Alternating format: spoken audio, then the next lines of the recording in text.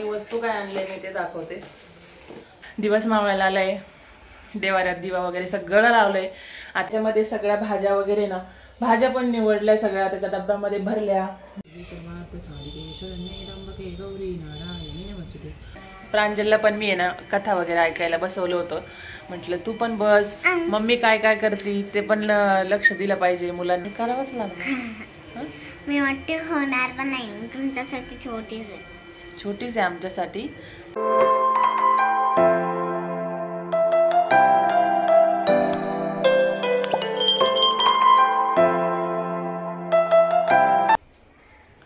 नमस्कार सगळ्यांना, कशा आहात तुम्ही सगळेजण? मस्त मजेत का? आम्ही पण मस्त आणि मजेत आहोत। आजच्या दिवसाची छान अशी सुरुवात झालेली आहे। तर आजचा दिवस तुमचा पण आनंदाचा, आरोग्याचा, भरभराटीचा जावो हीच श्री स्वामी समर्थ महाराजांच्या चरणी आणि श्री महालक्ष्मी मातेच्या चरणी प्रार्थना करते। तर आज आहे मार्गशीर्ष महिन्यातला पहिला गुरुवार। तर हा गुरुवार म्हणजे सगळ्यांनाच असतो। महालक्ष्मीचे उपवास आपले चालू झालेले आहे मार्गशीर्ष महिन्यातले, त्यासाठी लागणारे साहित्य वगैरे आणलेले आहे। आज सकाळी सकाळी उठून पहिले मार्केटला गेली होती आणि उपवास होता, बाकी काही कामं वगैरे नव्हती जास्त। म्हटलं चला उपवास पण आहे आणि पूजा वगैरे मांडणी करायची आहे, त्यासाठी लागणारं साहित्य आणि प्लस भाजीपाला वगैरे पण आणायचा होता। गुरुवारच्या दिवशी ना ताजा ताजा भाजीपाला मिळतो, त्यामुळे मंडईमध्ये गेले होते, भाजीपाला वगैरे घेऊन आलेली आहे, तेच तुमच्यासोबत शेअर करायचं आहे। आणि काही माझे पार्सल पण आलेले आहे मेशोवरचे, तर ते पण तुमच्यासोबत दाखवणार आहे। ते फ्रीज रिलेटेड आहे, तर ते काय आहे काय नाही ते पण मी तुम्हाला ह्या व्हिडिओमधून दाखवणारच आहे। व्हिडिओ संपूर्ण बघा, नवीन असेल चॅनलला सबस्क्राईब करा, छान छान व्हिडिओ माझे तुम्हाला या ब्लॉगमधून बघायला भेटतील। तर चला व्हिडिओला जास्त वेळ न करता व्हिडिओला सुरुवात करूया। तर व्हिडिओ शेवटपर्यंत बघा। तर भाजीपाला वगैरे आणलेला आहे आणि पूजेचं काय काय साहित्य आणले ते तुम्हाला मी सांगते। तर इथं काही फुलं आणलेले आहे जे पूजेसाठी वापरता येईल असे। त्याच्यानंतर आणलेलं आहे देवीसाठी लागणारं साहित्य आणलेले म्हणजे पूजेच्या मांडणीसाठी। तर इथं महालक्ष्मीचं हे बुक्स आणलंय, म्हणजे कथा आहे। त्याच्यानंतर इथं कापूर आणलेला आहे आणि इथं वस्त्र आणलेलं आहे। त्याच्यानंतर इथं कुंकू माझं वाढलेलं होतं, त्याच्यामुळे मी इथं कुंकू पण आणले। एक नारळ आणलेला आहे आणि याच्यामध्ये सगळं जे ओटीचं सामान म्हणतात ना, बांगडी वगैरे ते आणलेलं आहे। आणि इथं खारीक, सुपारी, बदाम ते सगळं आणलेलं आहे। एवढं सगळं आणलेलं आहे। बाकीचं घरामध्ये आहे, फोटो वगैरे जे आहे ते घरामध्ये आहे, ते पण आणलेलं आहे।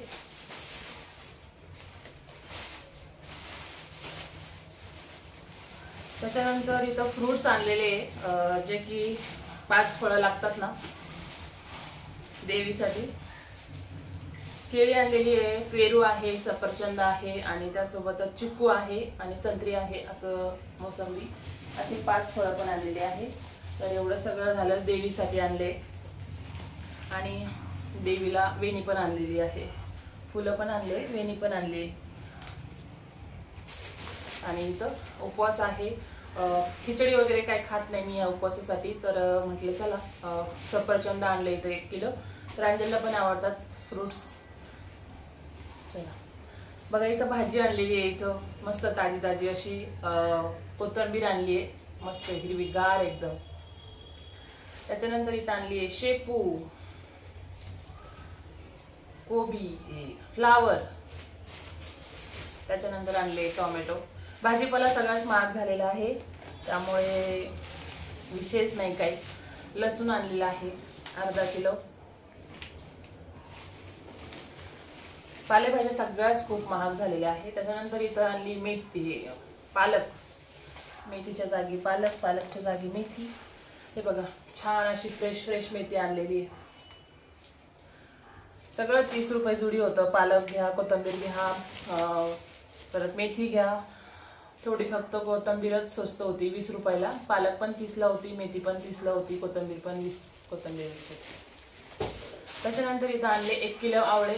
आवळ्याची पण रेसिपी मला शूट करायची आहे, त्यासाठी मी आवळे पण घेऊन आलेली आहे।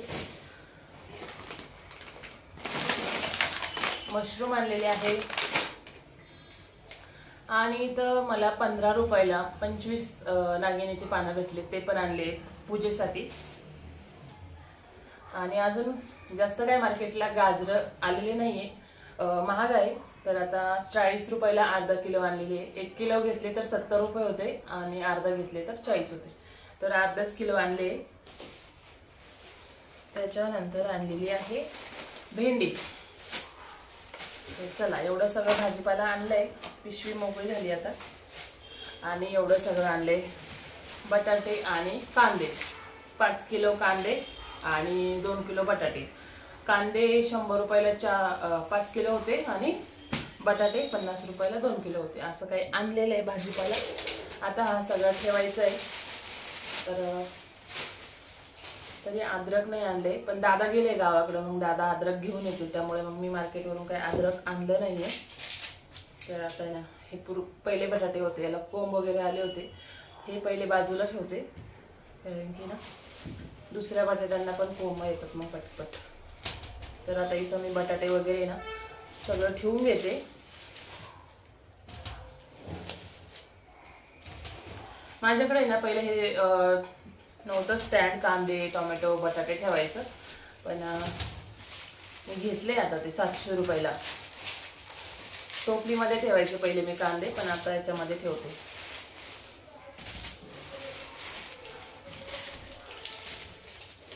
तर आता भाजीपाला यानंतर ठेवते.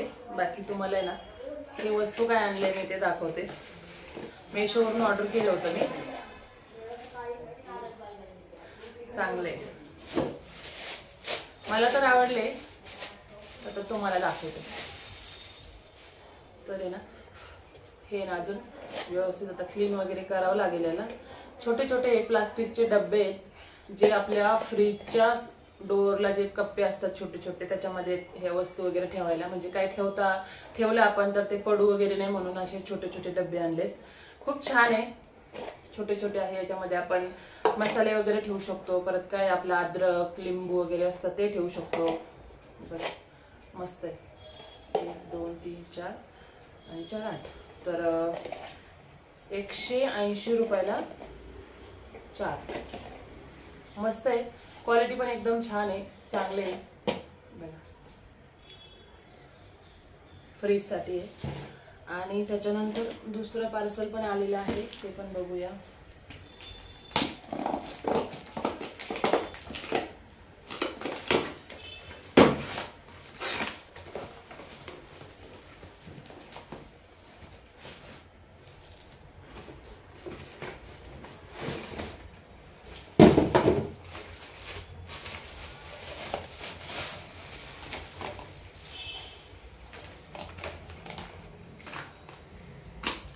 बघा हे डब्बे मागवले मी, छोटे छोटे प्लास्टिकचे फ्रीज कंटेनर. तर याच्यामध्ये ना भाज्या वगैरे निवडून ठेवायला. नाहीये, जाम झालेत, एकदम जाम बसलेत. डब्यांमध्ये नाही अशी जाळी येते ठेवायला.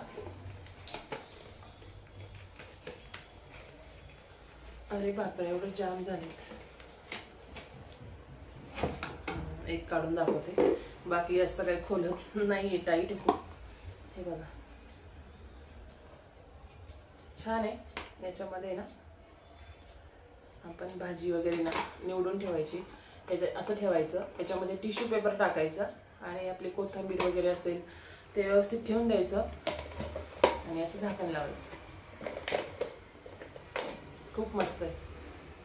त्याच्यामध्ये आपण सगळं ठेवू शकतो, भाज्या ठेवू शकतो. परत काही वस्तू असेल म्हणजे नाही का भाज्या, पालेभाज्या ठेवू शकतो, मेथी वगैरे असं निवडून त्याच्यामध्ये ठेवू शकतो. त्याच्यानंतर लिंबू वगैरे असेल, अद्रक असेल, आपण हे सगळं याच्यामध्ये ठेवू शकतो. त्याच्यानंतर मी ह्या बॅग पण आणले. ह्या बॅगमध्ये पण तुम्हाला दाखवलंय मी. ह्या बॅगमध्ये पण आहे ना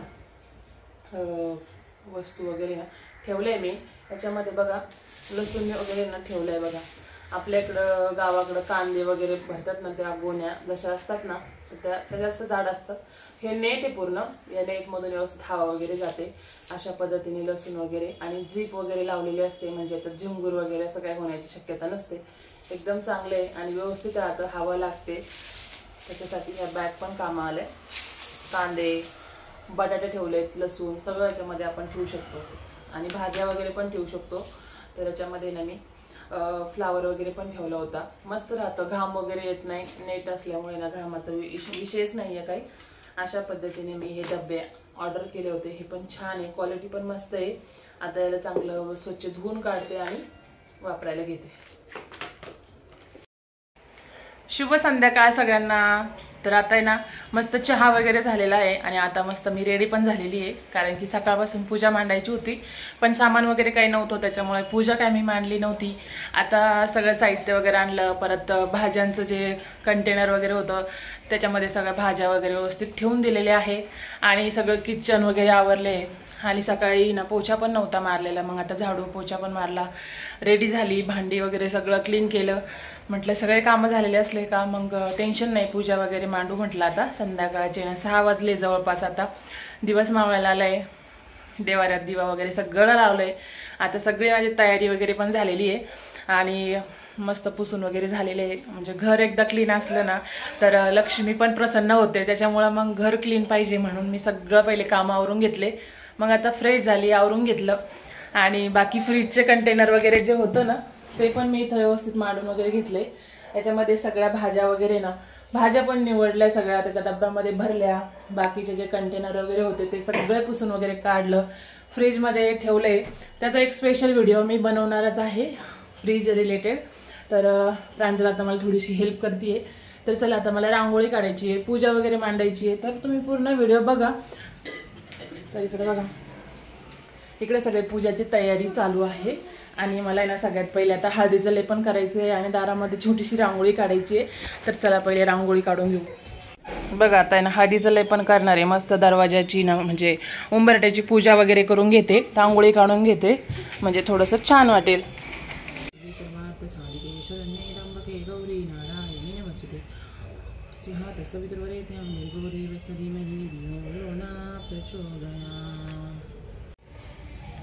छोटीशी अशी ना रांगोळी काढली, फक्त लक्ष्मीची पावलं काढलेली आहे आणि असं हळदीचं लेपन वगैरे केलंय आणि पूजा वगैरे केले. इथं धूप लावलाय, आरती वगैरे ओवाळून घेतले छान असं.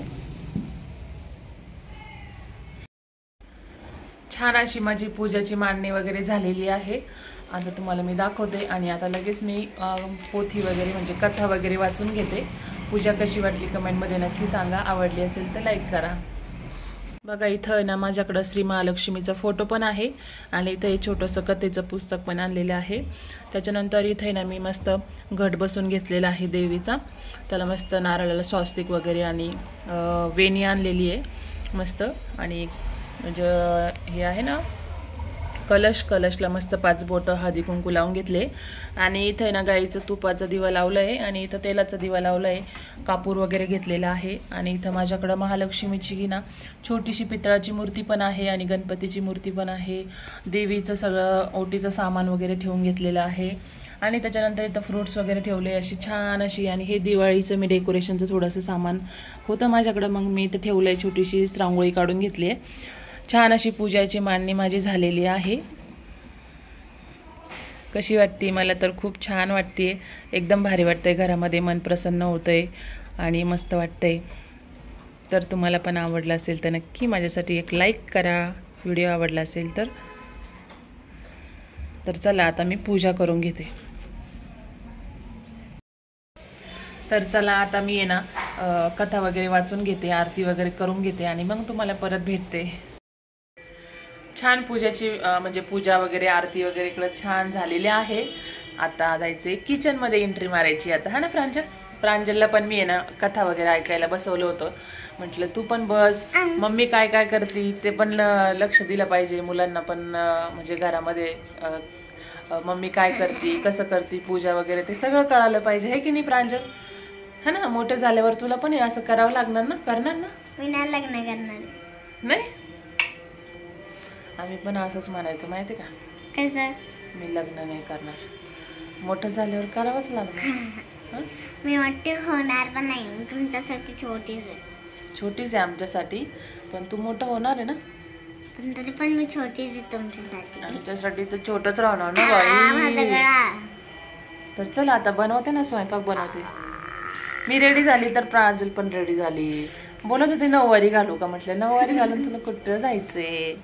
चल आता मला खीर बनवायची आहे देवीसाठी, नैवेद्यासाठी. खीर खीर खीर खीर खीर खीर खीर. कसं वाटलं? मी तुला एक विचारते, तुला पुरणपोळी पण बनवते. हा, तर तुला ना कसं वाटलं कथा ऐकायला? खूप मस्त. कळालं तुला? मी सांगत होते, ते बोलत होते, कळत होतं? Good good.